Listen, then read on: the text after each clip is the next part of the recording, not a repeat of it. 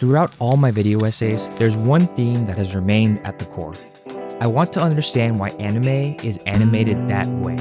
I love watching something and thinking about how that effect or visual makes me feel.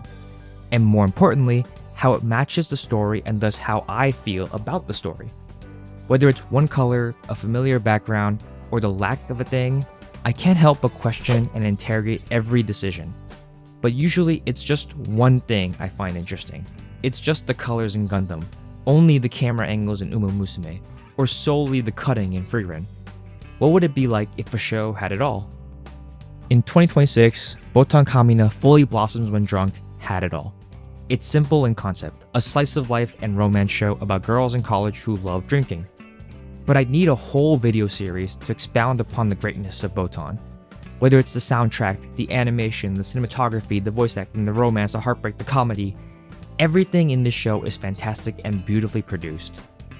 I love this show so much that I wrote up something I admired about almost every single episode as part of the r/Anime Awards off-season team, if you want to read more. I've been digging so hard into this show in my search to completely understand how the characters feel in these moments and how the studio brought those details to life. In fact, to satisfy my curiosity, I realized that I needed to search beyond the show itself. Throughout the show, several external texts are referenced by characters and the setting. Texts is a loose word referring to other forms of media, ranging from Akane's record collection to Gujo's Western films. When these texts exist not just in the universe but also the real world, the relationship formed between Botan Kamiina and these outside texts is known as intertextuality. It can encompass everything from sharing the narrative structure of an old Shakespeare play to a Marvel movie giving a nod to a comic storyline.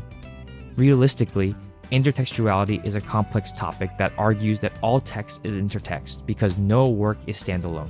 But rather than join the elaborate debate on precise definitions, let's focus on why we introduce other explicit texts into new ones. While the name dropping of other texts and artists Botan Kamiina indulges in could be called allusions, I don't believe that term properly captures how thoroughly connected the story and these references are within the show. It's easy to watch Gujo and Shinlan exchange foreign films and actors and pass them off as the original mangaka, showing off their culture, tastes, and media. But in actuality, the author weaves a careful web of textual relations that they then challenge viewers to disentangle. The deluge of references is quite intimidating, but just as studying cinematography and animation techniques can unveil additional value in a story, the texts enjoyed by the cast also hold an array of secrets and meanings that elevate even the most mundane of scenes.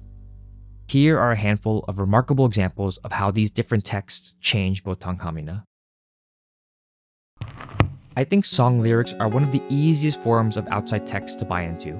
In particular, I want to highlight episode 8, which has a strong musical identity distinct from the rest of the series, and that's largely thanks to the use of vocal tracks in its OST. Most of the time, the soundtrack operates invisibly. It stays in the background, adds some color to the cut, and only asserts itself during heightened emotional peaks. But not in the 8th episode. Akane Yusa is feeling a bit lost. As she realizes she doesn't quite see eye to eye with the rest of her band, she feels some dismay over her inability to properly read the room. But Akane isn't someone who vocalizes her problems, and prefers to ruminate on them silently. So the soundtrack takes over, playing Yonige songs in her moments of contemplation. While she walks to meet the rest of her friends at a cafe, Yonige's Don't plays. Don't is a song about alienation and the struggle to conform to others, featuring lines like constantly forced to fit the mold of what is expected, and I can never find the right frequency. The tracks fill the void of Akane's silence, externalizing her internal thoughts to the audience. But what's unique about this episode is that the lyrics don't just fade away once conversation starts. Even while Akane is talking to her friends, Yonige's vocals continue to play. It's a fantastic means of depicting how Akane is detached from the present conversation, and also giving narrative weight to Yonige's words. They matter just as much as the dialogue in this sequence. It happens again later once Yaika Kitamori scolds Akane for not being present. Yaika manages to soothe some of Akane's concerns, and as the rest of the hangout proceeds, Yonige's Wet plays. Wet is a song about determination and pushing through in spite of the world, featuring lines like "Defy the correct rhythm" and "Just watch, for I'm about to shake your heart." Again, the vocals play during dialogue scenes, forcing themselves into the spotlight. At the end of the song, Akane manages to successfully read the room to give Chenlan Chang and Botan Kamiina some alone time. It's not just about the song fitting the narrative, but the song having equivalent weight to the story. They are part of the scene. Akane's true emotions can only be told through song, and so the show provides that platform and wants the viewers to read into the lyrics. In episode 12, Botan and Ibuki Tomino go on a hike with one another. During this time, Botan has some doubts about her relationship with Ibuki, putting her in a gloomy mood. They're visiting a ropeway in Saitama during the winter, and Botan finds the sights of the leafless trees a bit sullen. She yearns to see plum blossoms and fukujuzo bloom. In an attempt to cheer her up, Ibuki runs down and finds some cherry blossoms. Seeing a joyful Ibuki amidst the shower of sakura petals, Botan brightens up and smiles.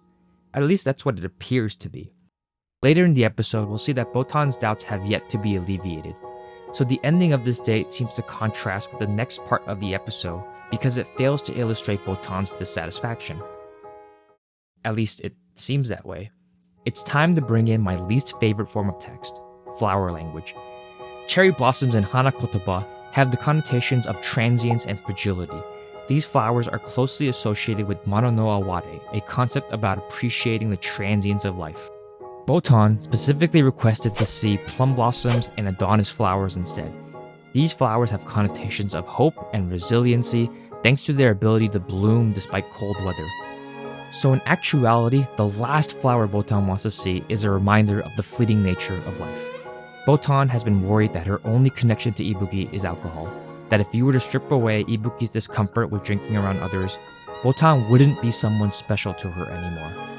You could argue that the full extent of Botan's emotional state could only be unlocked if you could notice this slight change in wording. And so, Botan's smile transforms from fond to bittersweet. Just by digging into the words a little bit more and having a discerning eye for flower petals, the entire meaning of the scene changes. In episode 10, the girls visit the Pola Museum of Art in Hakone. Without a doubt, the most iconic pieces of art are these two color-filled paintings pictured near Kanade Gujo. Color-filled paintings, or multiform, are abstract pieces of art composed of large areas of solid color without any particular subject or form. One of the pieces seen in the show is a direct reference to the work of Mark Rothko, who has mentioned in an interview that the color alone is enough to communicate basic human emotions and bring an audience to tears. And watching Gujo in this sequence really demonstrates this phenomenon.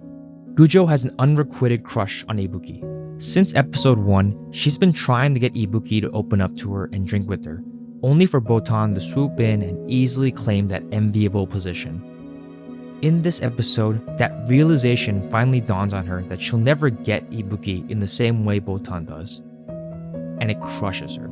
She calls herself hopeless, and she describes her inability to confess as layers of defenses that hide her lack of confidence. Her reaction doesn't seem overly emotional, but the final shot of the sequence where she is surrounded by these intense red and yellow colors perfectly depict her inner turmoil. Of course, it'd be easy to leave this section as just a red means anger and love and thus reflects Gujo's thoughts. But what's amazing about Botan Kamiina is how deeply the show engages with Rothko's vision.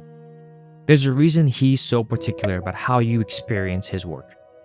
Rothko will recommend you stand 18 inches away from the canvas and avoid trying to create relationships between the colors. Rothko isn't asking the viewer to find something, he's asking them to experience something, to reflect on themselves. What makes the simplicity of Rothko's art so appealing is that it evokes feelings and thoughts from the viewer. The colors don't tell you anything, you generate the meaning. In a way, this visit to the museum is a sort of coming to Jesus moment for Gujo. When she's hanging out with Chinlan, Gujo admits struggling to get art without reading some supplementary materials for guidance. She wants to know why others like an art piece, or what the artist is trying to say. And according to Rothko, that's just not what you're supposed to do in these exhibits. There's a stark dissonance between Gujo's approach and how Rothko intends his audience to view his art. And it parallels her attempts to woo Ibuki. Gujo seeks the advice of others on how to ask Ibuki out. She searches for likes and patterns to find excuses to interact with Ibuki. She observes from far away, whereas Botan engages Ibuki from up close. The way Gujo doesn't comprehend the art in this visiting exhibit is the same way she fails to get the girl at the end. Finally, Gujo realizes her loss and walks away from Botan and Ibuki to stand so close to a canvas that it overtakes the entire frame. And in this exact moment and position, when Gujo is forced to confront her failed romance, puts her head in her hands, and admits she doesn't get it, is when she finally gets it. There's nothing in these canvases but what Gujo finds out about herself. Just as many others before her, she is brought face to face with her own insecurities by Rothko's work. The art facilitated the epiphany. That's what makes this specific scene so good. It had to be Rothko's multiform paintings. You literally couldn't use any other piece of art for this revelation. Back to episode 12, Chinlan and Gujo, now decisively a couple, decide to do a cute book exchange to learn more about one another. It's a question that Gujo struggles with, as she realizes she doesn't know that much about her new partner, so her gift is a bundle of postcards that Chinlan can use to teach Gujo about herself. Chinlan more emphatically decides to hand Gujo an anthology of Taiwanese poems. She specifically cites Chen Li as an interesting poet. It's easy to stop there and quickly grasp that this is Chinlan wanting to share some of her Taiwanese roots with Gujo. But there's actually a good deal to unpack about this reference. See, while the anthology appears to not be real, Chen Li is a real person. Born in 1954, Chen Li is internationally renowned for his Chinese poems and translation work. One of his most famous works, Microcosmos 100 Modern Haikus, captures his passion for the Japanese poetry form. Despite writing so many new poems, Chen Li argues his modern haikus are mere recreations of the same or similar ideas found in Japan. That poetry and literature are a means of conversation of similar ideas in new contexts. There's a dual meaning in Chinlan highly valuing Chen Li's poems in this scene then. Not only is Chen Li someone who has immersed themselves in Japanese culture just as she did, but his perspective on poems also captures the goal of the book exchange. Chinlan wants Gujo to understand her, so Chen Li's haikus, which were originally slices of Japanese life, share similar experiences but were reborn with Taiwanese context and thus reflect Chinlan's life.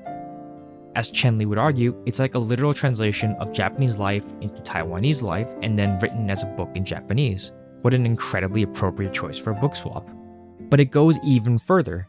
Chinlan mentions watching a movie about Taiwanese poets that made her really think about Japan's influence on Taiwan. From 1895 to 1945, Taiwan was colonized by Japan until the end of World War II. So many poems during this time lamented the Japanese rule and the loss of their culture and identity. Then, in 1936, with the implementation of the Kuomintang movement, Taiwan was forced to adopt Japanese as its national language and ban the usage of literary Chinese. Writers during this time period struggled with how to express themselves, having to juggle which language to use, their political stances, and the different writing styles. And those difficulties only heightened when Taiwan was set free from Japan's rule and Sinicization now banned Japanese. Now, a generation of poets who were raised on Japanese writing and prose had to relearn their trade. Chen Li and Chinlan are years removed from these historical eras, but their fascination with these turbulent times and cross-cultural authors speaks to their interest in both identity and the relationship between Taiwan and Japan. If we were to go for an even further reach, then we can talk about Chinlan's backstory explored in the ED for episode 8. It's revealed that Chinlan felt very possessive of her older sister who went to Japan and found a Japanese romantic partner. To make a silly analogy, you could say that Chinlan's sister was colonized, and that particular experience not only served as her gay awakening, but also inspired her to want to experience the allure of Japan herself. Terrible word choices aside, Chinlan has clearly been curious about Japan since she was a child, and I think that her preferences in films and books reflect that influence on her life. Japan has pervaded so much of Chinlan's existence, from her country's history to her familial relationships to her sexual identity. She may have sought guidance or refuge in the poems of Taiwanese poets in similarly ambiguous and conflicting positions. And the act of wanting to invite Gujo into this journey of self-discovery highlights the intimacy of this book choice. Once again, you couldn't have picked a better gift to demonstrate the love and transparency Chinlan extends towards Gujo. 2 years ago, I complained about how much I hate flower language. I disagreed with the idea that someone had to go look up some alternative source of information to identify a flower that would only slightly add supporting context to a scene. I don't need a preceding cut of a flower to know that this middle schooler is going to piss herself. But Botan changed my mind. By simply pointing to other media and symbols, the show subtly invites viewers to learn more. And all these new pieces of information go beyond flavor text. They become part of the dialogue, they transform the meanings of actions, they facilitate character development, and they even create new facets of characters. I'm literally reading about how Japanese colonization in the 20th century impacted Taiwanese literature. What is this show doing to me? None of this is needed. The voice acting, cinematography, and animation are more than enough to convey the story. But that's the cool part about these other texts. They function just like any other aspect of production, unlocking new meanings and contexts that reward your engagement. Intertextuality argues that no text is autonomous, that every word and storyline is built off of hundreds and thousands of poems, books, films, and art pieces before it. And so when the author decides to painstakingly show what each character likes to consume in terms of media, there is an intentionality in bringing all these texts into the show with their own histories and baggage. Every new text Botan Kamiina shares adds so much dimension to characters and scenes.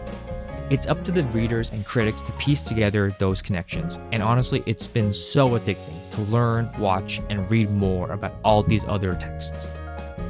Like I said before, Botan Kamiina is a show that has it all, and you can't help but want to understand all of it.